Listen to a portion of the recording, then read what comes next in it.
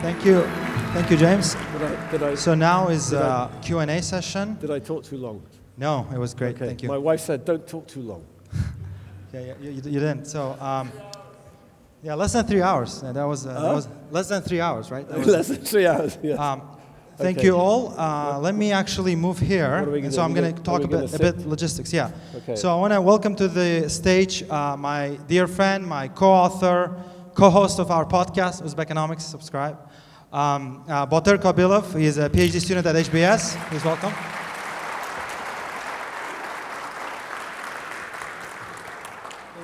We'll start talking. So Batyr Kabilov has designed a couple of questions. We'll start talking, but this QR code you can scan your Telegram and send me questions, and I'll be reading out from here. The logistics is the following.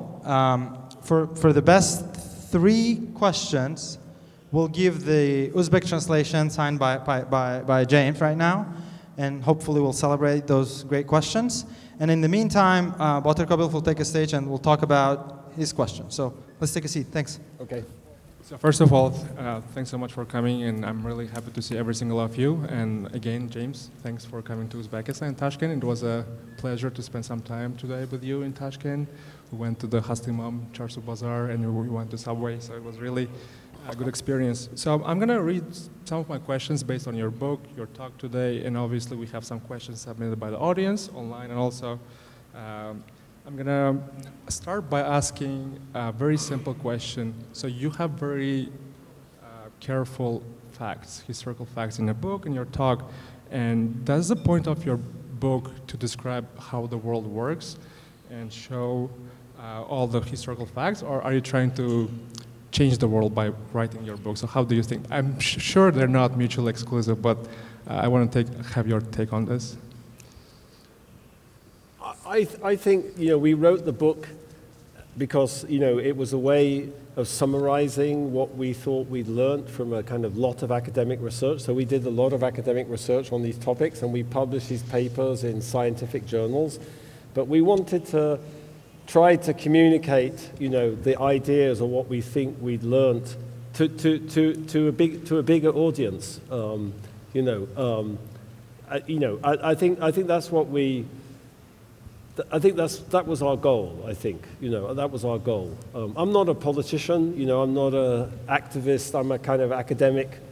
I'm an academic. I'm a professor. And that's what I'm good at. I think if the ideas resonate with people or help them think about the world or help them change the world in a better way, then obviously I'm very excited about that. But I think that would be very hubristic to kind of claim, such a thing, that I was responsible for it. It makes me feel anxious also, because so that's why we did it, yeah. And again, I guess it's been like more than 10 years or 12 years since you published the book, and I wonder if you were going to write the same book right now in 2023, would you have different view, or let me paraphrase the question, have you learned anything about the topic of inclusive institutions in the last 10 years?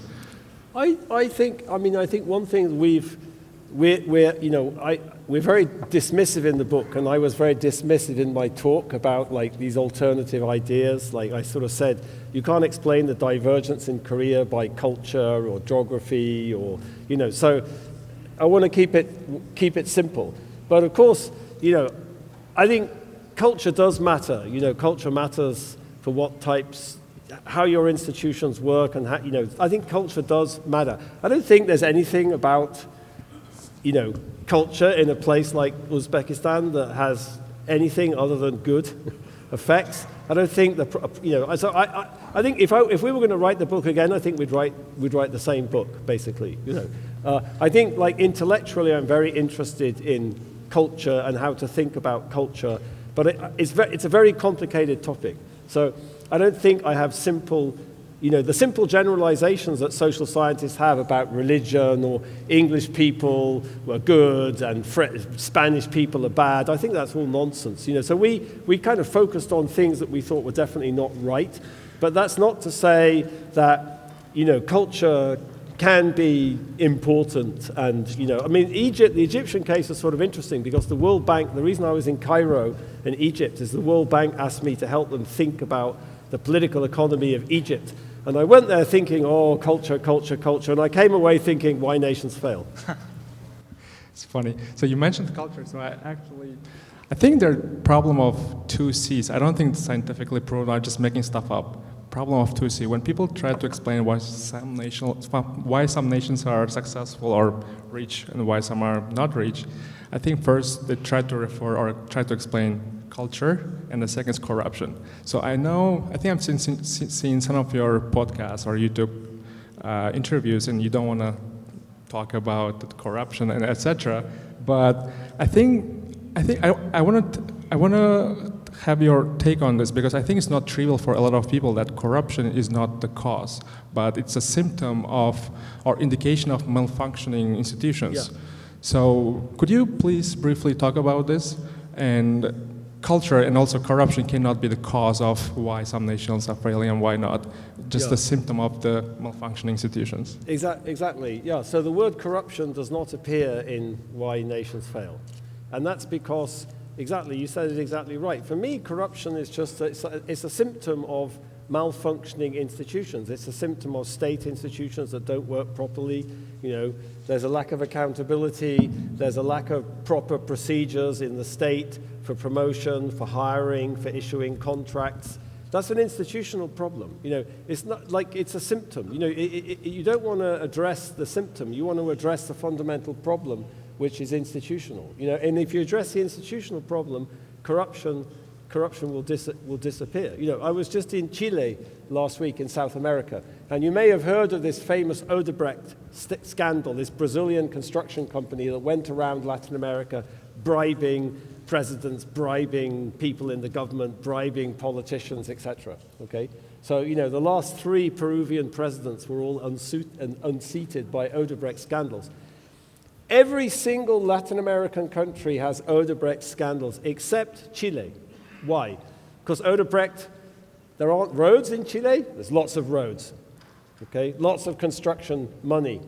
But Chilean institutions work. It's the one Latin American country where institutions work, where government institutions work.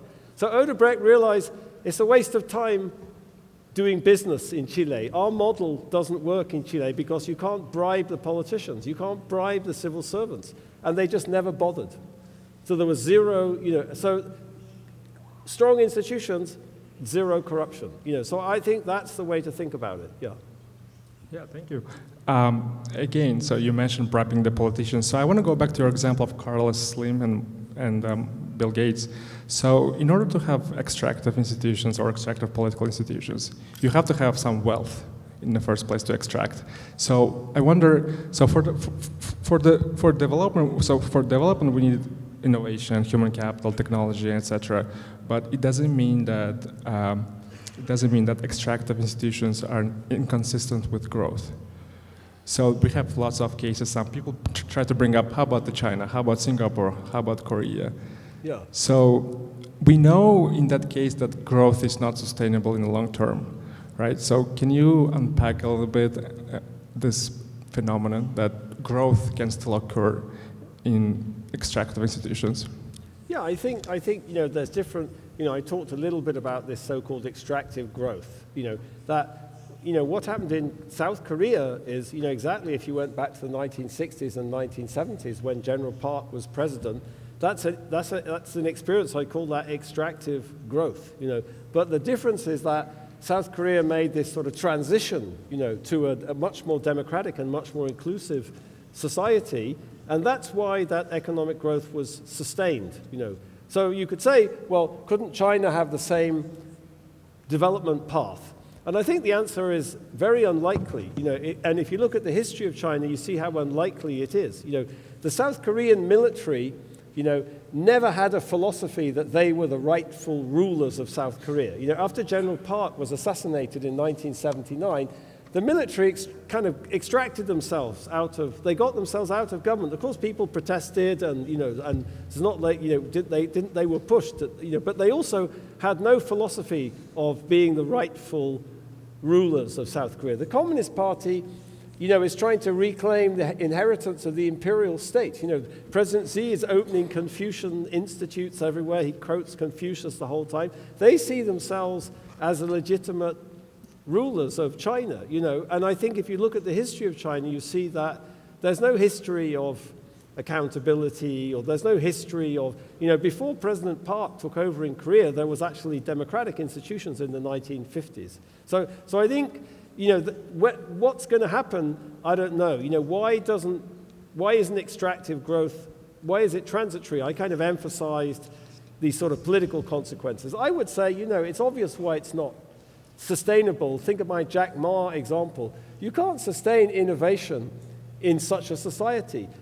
China grew because it had very low wages, because there's order, and public goods and organization, and because it could just take technologies and steal technologies, by violating intellectual property rights from the rest of the world. Okay? That only goes so far. At some point you have to innovate, you have to create, you have to have entrepreneurship. Then there's a problem in such a totalitarian society. So that's one reason why this growth is sort of unsustainable. I think probably I didn't emphasize that too much, because I think for me it's the politics that's going to crash. If you think about the history of China, the current political equilibrium is going to go off the rails in ways which it's extremely difficult to anticipate. But it will be, extremely inconsistent with prosperity. I think the Singaporean example is kind of interesting. Every dictator I've ever met, says Singapore is my example. The first time I went to Kazakhstan, they all told me, under President Nazarbayev, Singapore is our model. I went to the National Museum in Astana. They don't understand the Singapore model. Like, the Singapore model is completely depersonalized. If you go to the National Museum in Singapore, where's Lee Kuan Yew? Where's Lee Kuan Yew? You go through the museum, 1956, he appears in the right place in history. You go in the National Museum in Astana, maybe not now, you go into the National Museum, you used to go in the National Museum in Astana, President Nazarbayev, President Nazarbayev, President Nazarbayev, the university's named after President, the city's named after President Nazarbayev, not anymore. Like, you can't build institutions like that. That's about a person. It's not about an institution. Lee Kuan Yew built institutions. Why did he build institutions? He wanted to develop his country. Fantastic. Fantastic. Where do you get someone like that? You look at all the autocrats in world history and ask, what fraction of them wanted to develop their country? Okay? So for every case like Lee Kuan Yew, I can name 1,000 who didn't want to develop their country. So how do you find Lee Kuan Yew? What's your solution? How do you look for him? I think what we know is that democracy is the best way of letting talented, serious people come to the top. It's a way of selecting rulers, right? And of trying to discipline them when they don't work in the collective interest. Okay, Singapore got lucky, but you can't build your future on getting lucky. That's just not a way to do things. You can't rely on getting lucky, okay? He was a remarkable person, but you can't rely on getting lucky because it's unlikely.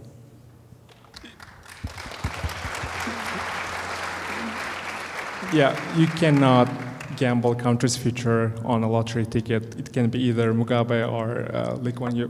Yeah, the lotteries take a lot of time. Yeah. So you mentioned I want to ask one more question. So you mentioned Jack Ma, so technology. Like we have ChatGPT and everything going on right now, and technology is taking over all aspects of our lives. Do you think technology can have any role in the effect of the inclusive institutions in the growth? Yeah, I mean that's a complicated. It's a very complicated question. I think many people are trying. We're all trying to think about all these consequences of modern technologies. Of course, technology is what created all the prosperity in the modern world. If you go back, think about the British Industrial Revolution. that started all this modern prosperity. It's sort of the institutionalization of innovation. It's all about technology, the factory system, mechanization of production, the steam engine, the railway, new methods of transportation. So this technology has liberated humans, in incredible ways and opened up enormous options. But I think there's also, this ability to use technology to control people. If you go to China nowadays, there's these millions and millions of face recognition cameras going up everywhere. The Chinese state is trying to use modern technology to implement, totalitarianism. George Orwell, the great English writer, in his book, 1984, he has this phrase, "Big Brother is watching you." In the 1940s, when he wrote that book, it wasn't technologically possible for Big Brother to watch you, but now it is, and he is, and they're trying to do it in the United States too. This is something we all have to worry about, and so I think it's very complicated, this question of, here's the way I think about it, I tend to think about the consequences of technologies depend on the institutions, like you think about the 1930s. In the 1930s, when radio spread throughout the US, people got a radio for the first time. The radio allowed them to learn about politics, about what was going on in the world, about what the government policy was. And what you see in the United States, there's a beautiful study of this, is that places which got radios, the politicians had to pay more attention to them. There was more accountability, there was more public services, okay? But Hitler gave every German a radio to listen to his speeches, okay? So the technology is the same, the radio. The consequences are dramatically different depending on the initial institutions. So I tend to think of it like that in an inclusive society, there's going to be forces that lead technology to be used in the collective interest, but not in a place like China. That being said, I think there's so many, there's many consequences that are very difficult to think through of modern technologies, of what the social consequences are going to be, and I'm not sure I'm an expert on that, and you might think my view is too optimistic, but that's how I tend to think about it. Thank you. Thank you. So I just want to mention something to you, James. When we announced this talk, we made this announcement to people out there.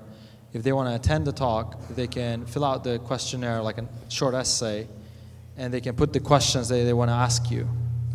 And the team who put together the best questions, is it vibrating? I don't know. You can hear me, right?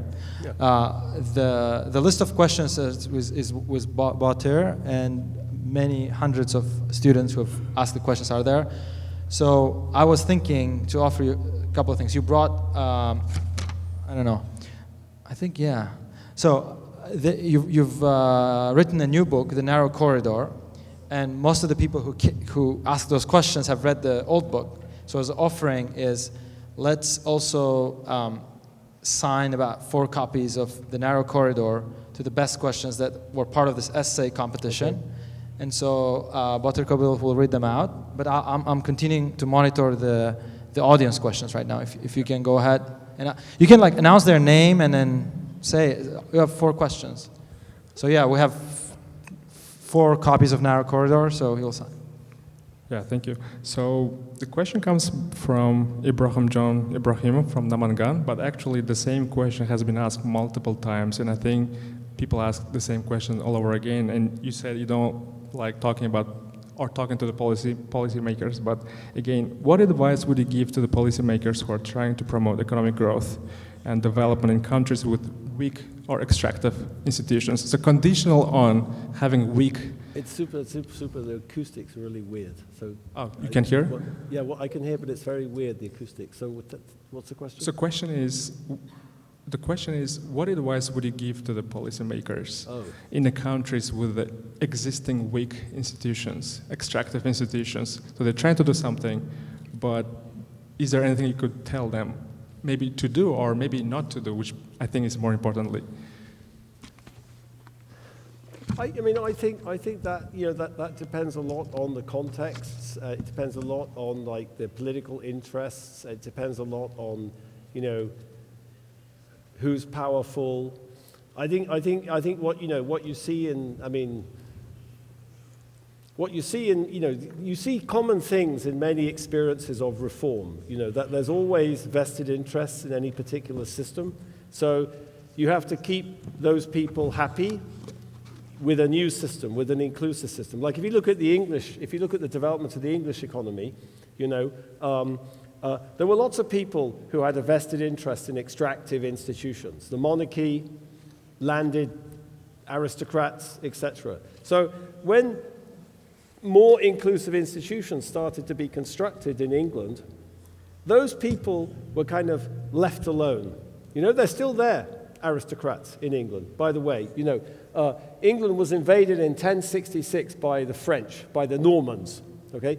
Today, in England, if you have a Norman French last name, you're twice as likely to get into Oxford and Cambridge than somebody like me. Robinson, that's a Scandinavian name. So if you're Gary Neville, is it? Gary Neville, the football player. I don't think he went to Oxford or Cambridge. No, but he has more chances than you did. Yeah. Neville, absolutely, Neville. The Nevilles are a very powerful French Norman family. They were kind of warlords in the Tudor period, the Nevilles. They had a private army and everything. So the point is, you have to find strategies for making sure that people who could block the change reconcile themselves to it. The Chinese were fantastic at that too, by the way. If you look at Chinese economic reforms, Deng Xiaoping, there's all these state-owned enterprises. You look at the wave of economic reforms in the 1980s, the state-owned enterprises were left alone. Nobody was fired. It wasn't like Russia, where everything was closed down and you create massive losers and people discontented. No, they were left alone. Employment in state enterprises did not change in the 1980s at all. But on the margin, there was a huge increase in the private sector. So there's many examples from the Chinese experience of this. So I think there are some principles of, there are some principles you can use about how to move to inclusive institutions and how to reform. And I actually gave a talk at the World Bank about it last year, but I've never written anything. I never wrote anything about it. And obviously we don't talk about that in the book, because in the book, as I said in answer to your previous question, we were really thinking of this as kind of summarizing this research rather than sort of, maybe we should write something about that, yeah. But I think there are principles, Whether they apply in Uzbekistan, that's not something I'm able to kind of know the answer to. But I think there are principles that you can apply,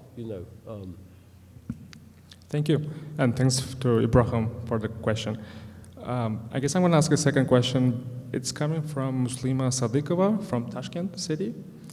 And how countries can avoid resource curse? In the example of Uzbekistan, for example, we had a lunch and you asked what is Uzbekistan is known for, etc., etc. And I mentioned the gold, for example. Uzbekistan is known for being rich for a lot of natural resources. So I guess this question is about how Uzbekistan can avoid another example of being a Dutch disease or resource curse. I don't think there's any such thing as the Dutch disease or the resource curse, honestly. This is a bit, I think natural resources can be a wonderful thing, if you use the wealth to provide public goods, to invest in society, to build institutions, The United States was incredibly rich with natural resources historically, and it is today. There's countries like Norway that have lots of oil that save and invest the oil and invest in the people and the infrastructure. So I think that's all about institutions. It's all about institutions. There's no mechanistic relationship between natural resource wealth and poverty, development or underdevelopment. Neither South Korea nor Taiwan had any natural resources. The most important natural resource are the people, that's what creates modern technology, and modern society and prosperity was not created by oil and diamonds, and coal. It was created by people's innovation and people's creativity, and that's the thing, So if you have resources, great. If you don't, that's fine. You can import them. You can swap, you can trade, So I don't think that's an issue one way or the other. Same thing with being landlocked. I was just in, this is probably an issue here too, which is in Kyrgyzstan, everyone says to me, oh, look, but we can't do anything. We're surrounded by Russia and China. And I asked, how many of you have a bomb shelter under your house? In Seoul, if you go to Seoul in South Korea, every wealthy person has a bomb shelter under their house. They're waiting for the North Koreans to fire missiles at them and invade. Do you have a bomb shelter? I was asking people in Bishkek. People in Bishkek don't have bomb shelters under their houses. Great, you're in better shape than the Koreans. Look at metro. Taiwan. The Taiwanese are waiting for China to invade. Did that stop them creating a developed, democratic, inclusive society? No, it didn't stop them. It won't stop you either. Thank you. Yeah, thank you. Another question is about, again, about resource, but this time it's a human capital, a brain drain. So this question is coming from Uzbek Davronov, Tashkent, and he's asking, and he's stating, there is a brain drain to the direction of the developed countries from developing ones, for example, Uzbekistan. What recommendation do you have for developing countries to retain talent? And I may add from me, do we have to retain talent at all? Or do we have to have any measures to stop the brain drain? Or is it even a problem in the first place? We were talking about this morning. I mean, I don't believe in this brain drain either. I tend to think people should be free to do whatever they like. Maybe that's a very American perspective, even though I'm British. But I tend to think. I thought that when I was living in England. I think that's good. If Uzbek people go overseas, they become successful, they get an education, they become wealthy, whatever they do, they still have cultural links to the society. They have relatives, they have family, they can bring wealth back, they can bring ideas, they can bring different ways of thinking about the world. Everybody learns from everybody else, and I just think being open to the world like that is just crucial. Look at Japan. How did Japan succeed? Japan sent these missions all over the world to study how do other societies work? How do they organize themselves? What do their institutions look like? Is that going to work in Japan? What works? What doesn't work? Do we want that? Do we not want that? I think that engagement with the world, I think, so what if there's brain drain? We need Uzbeks in the United States. We need Uzbeks in academia. We need them to understand the culture, the society, to kind of, we need that. We need that. I mean, for me, one of the greatest things about being an academic is just the incredible cosmopolitanism of academia. Having people from all over the world is just such an opportunity to learn. And so I don't think there's anything bad about that. I think people always remain connected to their cultures and their societies, and you can only bring good things, from being overseas. And that's my view. Yeah. And I would say, we had this conversation this morning. I won't repeat it, but my wife is from Colombia in South America, and I've taught every summer in Colombia for 28 years. And what I see is when the Colombians come to the United States and succeed, that's good for them personally, and it's good for Colombia too. They bring so much more back to Colombia than if they just stayed there. Thank you. Thank you. So I am reading the questions from the audience. There are 157 questions so far. So let's start from number one. I'm just kidding. I think I'm going to read a couple of questions, and I'm going to group them by themes, like AI does, but I'm going to do it by hand. So one theme that has been raised by the question askers, and I think we'll give the book to Javdat, who was the first one to ask in the same fashion or in the same characteristics, is role of culture and specifically religion. So he gives an example of Weber and Protestant ethics and so forth, but there are many questions like that in which they're asking, are cultural traditions are sort of cause or consequence of type of institutions that people live in, and I know you're writing a paper about culture, by the way, so that's why probably it's also personal curiosity. How does religion shapes culture, or does religion shapes culture, or institutions shape both? What's your model of culture and religion and institutions? Yeah, I mean, it's a great question. And it's an important question, but it's a hard question. I mean, it's actually the first book I read studying economics at the London School of Economics was Weber's Protestant Ethic and the Spirit of Capitalism. So that was the first book we read, in this class, this great class taught by Mikio Morishima, who was a very famous Japanese economic theorist at the LSE.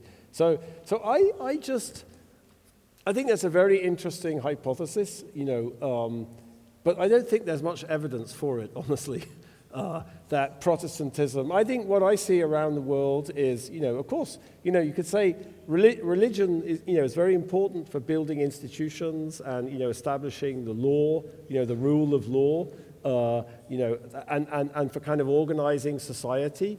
And, obviously it's important kind of personally, but my sense is that, religion can always be interpreted, in different ways. And I think if you look within religion, you see the kind of the full distribution of like poverty and, prosperity, within religion. Think about Islam, like Islam wasn't an impediment to, many people say Islam is an impediment to economic development, but like Islam has not been an impediment to economic development in the Gulf states, for example. That didn't stop Sheikh Maktoum, doing what he does, So why? They were able to reinterpret, different practices, and I think all religions do that. I think religions are flexible. Humans reinterpret the world and, they reinterpret meaning and values. And so I think, you can be prosperous with many different sorts of religion. I'm not saying I don't think culture is important. I mean, I'm sort of struggling with that, as you know, kind of intellectually and academically, how to model it, how to integrate it with institutions. But I guess I'm still at the place where I don't see what the right generalizations are. I think you see, Catholic nations which are very successful, which are unsuccessful, Protestant nations which are successful, unsuccessful, same thing, with these other beliefs, I mean, in Japan, you don't even have a kind of God in Japan, like it's just a totally different type of set of religious beliefs, So I, to the Chinese, traditional Chinese religion, there's a sort of God, but God is very distant, There's no, there's no law, religious law, in the same way there is in the Sharia or for something like that in China, There's nothing like that. Law comes from men and legal codes come from men and, the religion is much more in the background. And so I think it's fascinating, but I'm still sort of struggling to understand what the evidence is and what the right generalization is. So there's one comment about it. Berzot A he's like commenting basically. So in your paper with Acemoglu and Johnson, The Colonial Origins of Comparative Developments, I think 2005 or something, he's saying that he looked at the data and then once you interact your institutional quality variable with continent and religion variables, some of those dummies and interactions seem to be statistically significant. Now, I'm sure your reviewers asked this question 25 years ago or something, but yeah, that was I don't know that okay. I'd have to look. I could look at that. Yeah, so it's kind of in the same fashion. So the next theme of the questions, again, broadly defined. First asked by Begzod Zakirov. Oh, so many Begzod actually. It's not like they were not. It's a first name. It's not like a last name. So he's thanking you for the talk, and I'm quoting, you mentioned that inclusive economic institutions with extractive political institutions are transitory, using the case of China. But so far, at least for the last 30 years, that has been proven wrong in the case of China. Could it be possible that China has crafted its own way in the diagram that works well to generate growth and stays there and not as transitory? That equilibrium, which might be called a state capitalism, might stay there for a longer time, and it's actually built on some sort of institutional underpinning, a mixture of political and economic institutions. Is it a new equilibrium, an example of that other countries may use? So it's like anti-Fukuyama question, basically. So what do you think? About China? Yeah. Yeah, I mean, I sort of tried to say there's this, this China is different sort of thing, but I don't see that, I don't see what the argument is. I don't see what the mechanism is. As I said, and as we talk about in the book, there's many examples of sort of transitory economic growth. You know, economic growth can go on for 50 years, but doesn't take you anywhere towards being a genuinely prosperous society. So I would say that's been going on in China, you know, and in some contexts, that is consistent. You know, having extractive political institutions is consistent with economic growth, but it can't be sustained. So if you know, to argue that it could be sustained, you'd have to explain why it is that in China that this logic doesn't apply, that like power won't be abused. But I think if you look at the history of China, you see power is abused all the time. You know, Deng Xiaoping might not have abused power, but Chairman Mao certainly did. Chairman Mao ruined the country and killed millions of people in the 1950s with the Great Leap Forward, and then he did it again in the 1960s with the Cultural Revolution.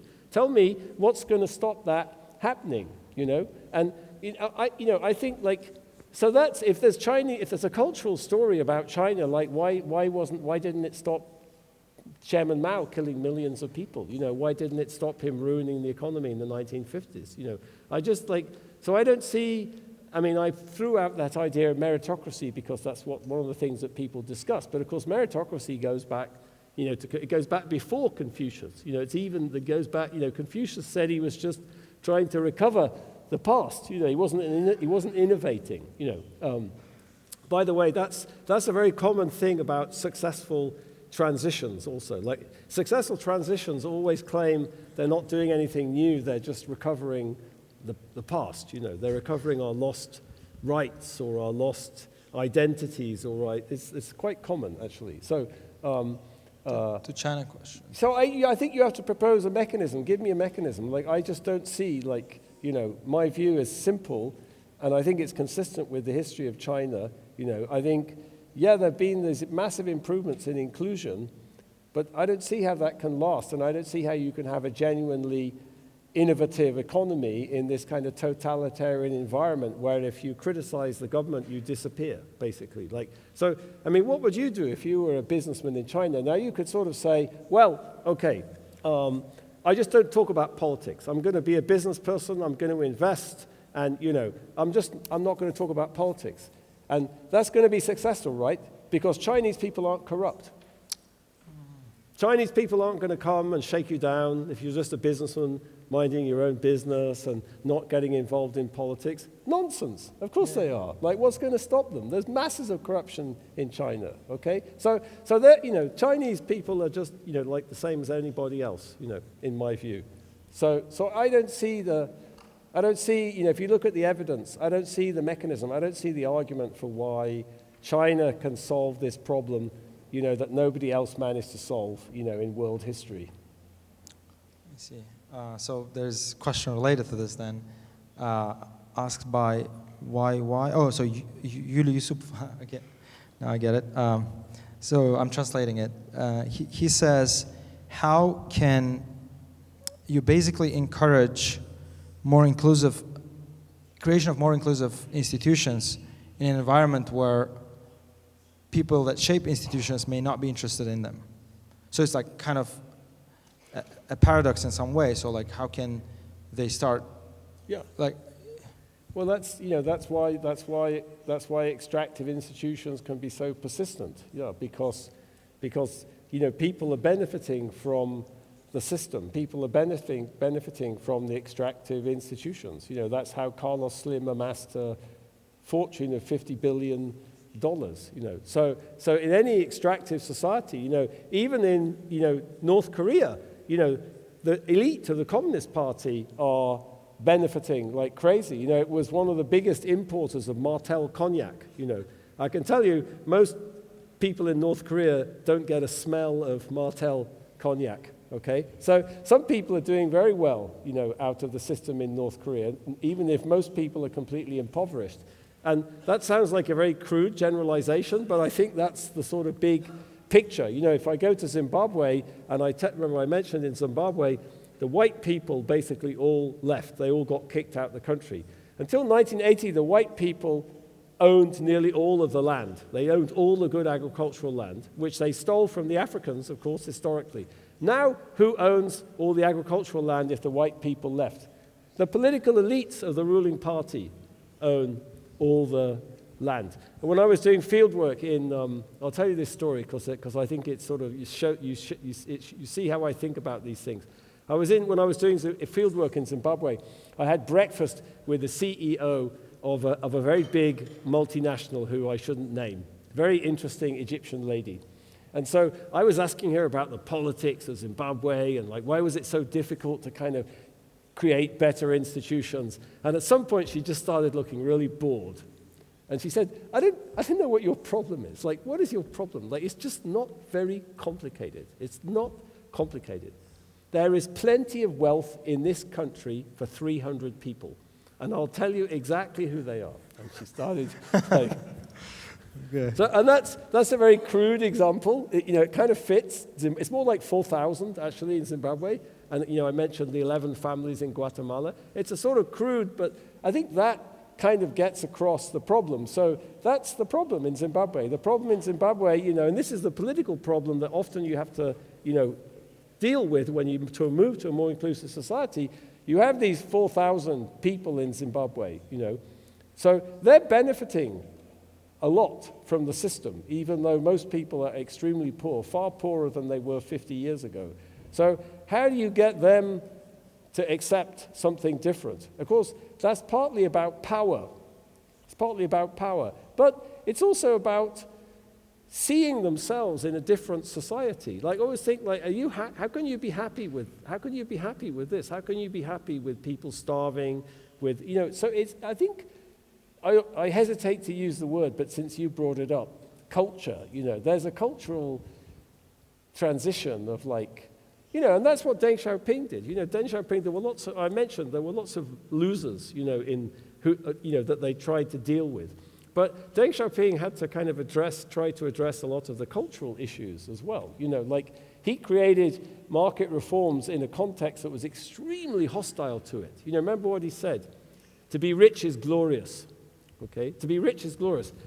People talk about the economic reforms in China, but there was as much a kind of cultural reform as economic reforms. Like capitalists were evil. It wasn't until 1988 that capitalists were allowed into the Communist Party. Okay, so I'm not, I don't think capitalism. I'm just saying like you have to get people to imagine the society could be different, and they have to imagine their place in it, and see how they are in it and how they could be better off in it. And that's a society that they would aspire to be part of. So I think that's part of this too. But obviously the power is important, and that's what makes these extractive equilibria so enduring. Yeah.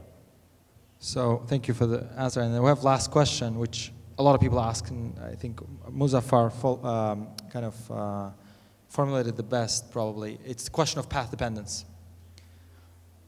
A very simple formulation of the question is like, are we doomed about path dependence? Meaning like, since the Middle Ages, there was a lot of constraints to different kinds of feudal power and the colonial history and so forth. So how much should we trust this path dependence problem of institutional development? And what's your take on path dependence? Like, can societies today be shaped by how their institutions looked like, say, 2,000 years ago, 800 years ago? Yeah, I think, I tend to, as I said, and my, the book, The Narrow Corridors, is a lot about this. I think the world is shaped by path dependence. If you ask me, what's the difference between Latin America and North America, I'd say, that has a lot to do with the very different ways that colonial society formed. And those historical initial conditions have cast an enormously long shadow over institutions and society. So I think path dependence is extremely important. But it's not everything. One of my favorite countries in the world, actually I lived there for 3 years when I was a kid, is Barbados in the Caribbean. So Barbados is a little island. It was a sugar plantation society. 90% of the people were African slaves, okay? So this is like extractive institutions, like off the chart. Barbados now is it's extremely successful. It's been democratic since independence. It has GDP per capita of $20,000, so that's like That's like 10 times what Of Uzbekistan Uzbekistan. is. Okay, Barbados. You go to Barbados, there's no poor people, you know. And one of the most incredible things is like this was an island run by white people, you know, enslaving black people. You know, there's still white people in Barbados, and the white people talk just like the black people. So the black people's culture took over the white people. The white people just kind of accepted the situation and they blended in. Okay? This is like, people don't talk about this, but it's actually one of the most incredible development experiences in world history, that you took this extremely extractive society and you created something inclusive and prosperous and democratic out of it, you know. So that's the sort of thing we should be studying more, because there's just a radical change in the equilibrium. Mauritius is another example of that. You know, Mauritius in the Indian Ocean, which is one of the most rapidly growing societies in the world in the last 50 years. When it became independent, it was a sugar plantation society. You know, it was 7 white people, 7 white families owned the entire island, basically, sugar plantation. Every economist wrote about how it was just a complete disaster. There was no future for prosperity. Since then, Mauritius has industrialized, you know, it's developed financial industry. It's become this incredible kind of tourist center, like fancy tourism. It's just like amazing, Mauritius. Again, it went from extremely extractive. So if you'd predicted what Mauritius was going to be like, you'd say, oh, it's going to be a really poor country. It's just stuck with this history of extractive institutions. It transformed itself into an inclusive and democratic society, extremely successful economically. I think, like, what you know, so it can happen. It's not easy, but it can happen. You know, like as a social scientist, of course, the difficult thing for me is to kind of look at those cases and try to, like, what's the generalization? Like, what was it that Mauritius and, you know, what was it? Like, same thing, like in Mauritius, everyone, all the people, the Indian people and the Chinese people, it's an incredibly cosmopolitan place. The white people, they all speak like Creole. They speak like the same language, which is a sort of type of French. It's like a simplified version of French, like a Creole. So there are these amazing examples, you know, in the world of transitions where path dependence somehow gets broken and a very different type of society sort of emerges. And that's kind of very exciting, you know. It's exciting as a human being. As a social scientist, it's complicated to understand, you know, but so there's still some research to do. Yeah. Thank you for this answer, because it's very positive and shapes this hope that not everything is going to be the same, and there is hope. Yeah. And there are countries that made it. And I think, again, my personal sentiment reading this book and your research with Acemoglu and others, that really some countries have made it, and to do that, it's this man-made construct that you call institutions that are amendable. They're not forces of nature. They can change. And so thank you, Professor Robinson, for your great talk and answering the questions. We know the winners of the questions both through the essays and through the chat. There was more than 190 questions. We couldn't go all over them. They were amazing. I read many of them. I may actually copy and send you as an email, and if you feel like answering it, let me know.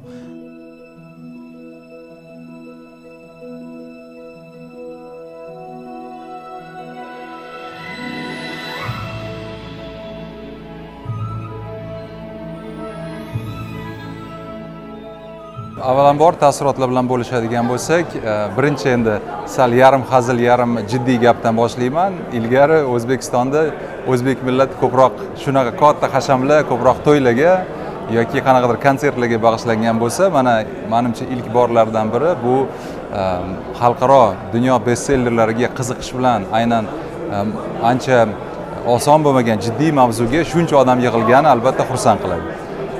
Endi bevosita tadbir mazmuni to'g'risida gapiradigan bo'lsak, shu kitobning muallifi James Robinson dunyodagi mamlakatlarni 4 toifaga bo'lgan va menimcha aksariyat kelganlar O'zbekiston aynan shu 4 toifadagi mamlakatlarni kategoriyasini qaysi biridaligi, nimaga aynan o'shatda va bu kategoriyadan qanday qilib yana taraqqiyotda rivojlanganroq, barqaror, ham siyosiy ham iqtisodiy barqaror mamlakatlar kategoriyasiga qanday qilib o'tishi mumkinligi to'g'risida savollar bilan kelishgan va menimcha ham Begzod ham Botir bevosita muallifni aynan shu suhbatga chorlab, auditoriyadan ham ko'p aksariyat savollar O'zbekistonni qanday qilib boy mamlakatlar kategoriyasiga o'tkazish to'g'risida juda ham qiziqarli savol-javob o'tkazildi va bu savol-javobdan men shaxsan mazza qilib, miriqib, taassurot oldim va mazza qildim. Endi so'zimning yakunida yana bir ijobiy fikr aytmoqchiman.